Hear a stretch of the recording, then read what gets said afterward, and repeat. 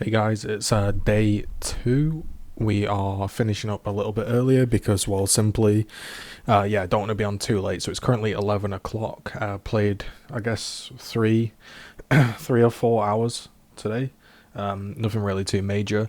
We were just heading through the campaign, picking up some passive points that we may have missed at the beginning, because at the start I like to just sort of get a feel for the league, rush through a little bit, skip a few things.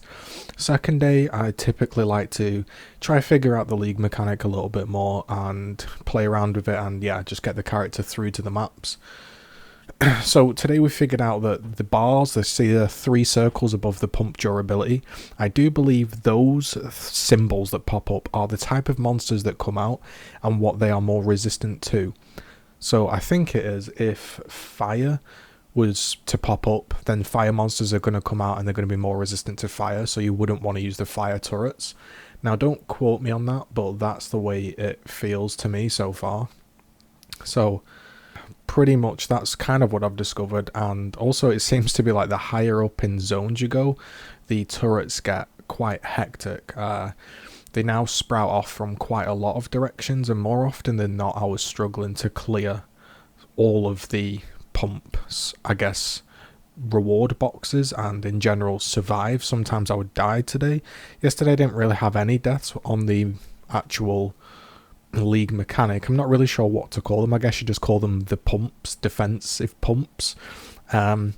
So yeah, just trying out that, seeing how this goes, and right now we're just, again, still on our tabula that we dropped yesterday, and we're just zooming through the campaign. So we finished in Act 6, so day 2 is going to be Act 6 through to, I guess, maps. That's where we're hoping to end up. We'll see if we can get there. And an interesting clip, I guess, kind of coming up is there are actual bosses in the league. If you didn't know, there are some bosses. So pretty much as it goes, the normal stuff can happen. The pumps can drop reward boxes of all different kinds. I've got a few clips here of like different stuff they can drop. But there was also a boss, which you'll get to see, because I've only encountered one, and it was pretty interesting. So as far as the build goes, as far as Cobra Lash is going, honestly, it's a little bit lacking. As much as I would like to say it's awesome, it feels a little bit lacking.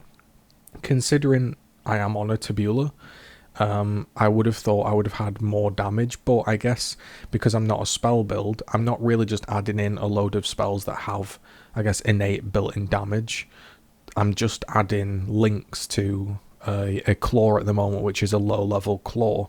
So I'm not really getting too much out of the tabula, more poison chance, and if I haven't really got the nose to scale it, then it's kind of lackluster. Again, when I'm doing the campaign for the first time, I like to explore everything, so I'm doing all the side areas because you can always get something drop that cheers you up. This includes doing every single pump in every single zone, whether it looks too difficult or not, and as a result, we actually get a nice drop from this one, because I actually failed this, which you'll notice. Like, here's an example of how overwhelmed you can get. You can completely fail it and still be rewarded, and that's, I guess, is that a good sign of a league mechanic? I don't know, maybe it's not, it depends on how you think about it, but yeah, there you go. I failed the actual pump encounter and an Exile dropped. So for me, what I decided to do was head over to PoE Trade and go and look at a wasp's nest. These were ranging from 10 to 40 chaos. Everyone I messaged at 10C was basically AFK, probably price fixing, and I managed to eventually snag some at 20C each. So I basically have an Exalt, sold it, bought some wasp nests, because I figured I'm not interested in really doing the economy side of the league. I just want to play. So yeah, I just figured I'd get something for my build that functioned.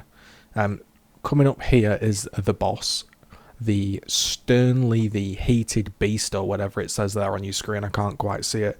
Basically, he just seemed to have a massive head. He walked towards the pipe and blew it up.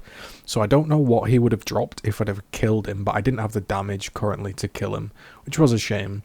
So we ended up eventually buying our claws and just carry on leveling up, doing the quests. So again, I waited till level 60 to buy them. The reason I did this was because I didn't want to sell the Exile instantly.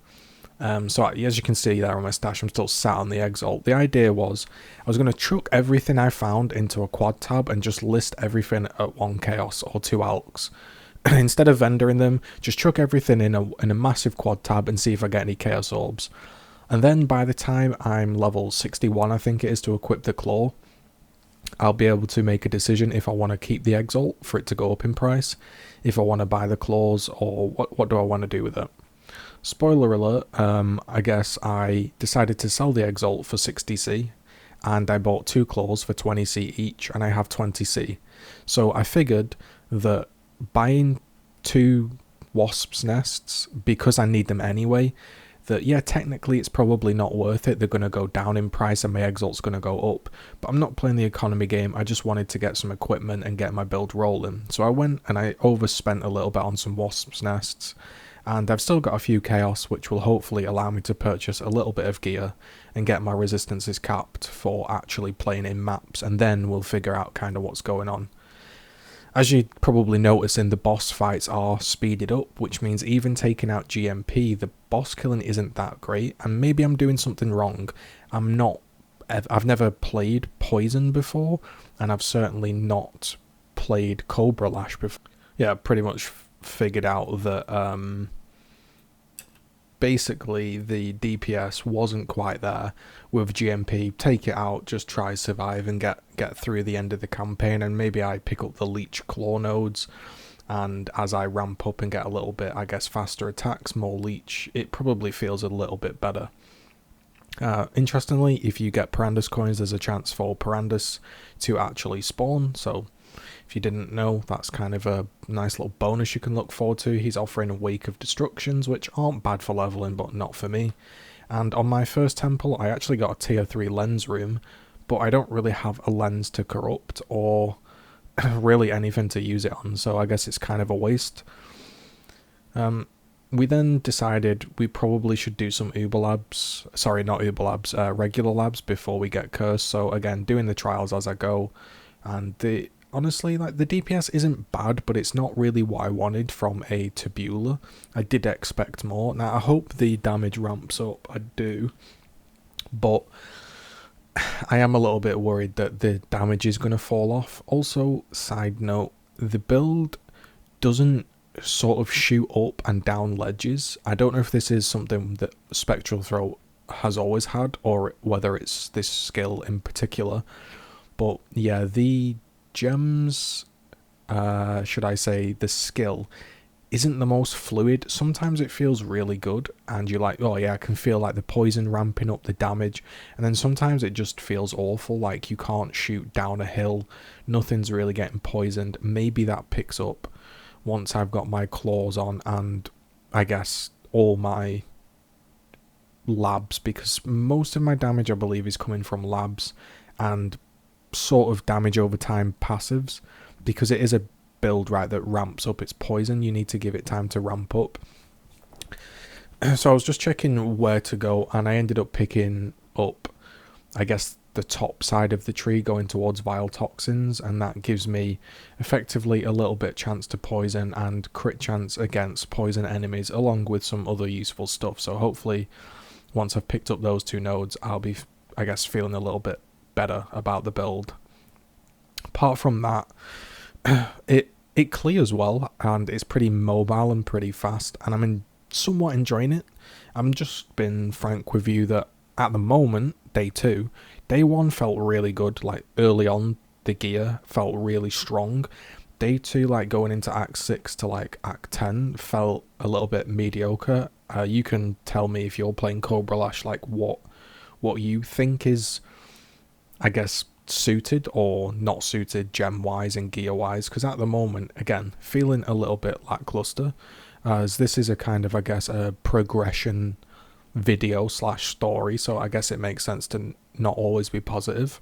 It actually did kind of suck in some areas today, but zones like this with open corridors, your whirling blades is really fast, and like when you get moments like this, like everything gets poisoned, everything gets deleted, you open a box and everything gets destroyed. It feels really nice.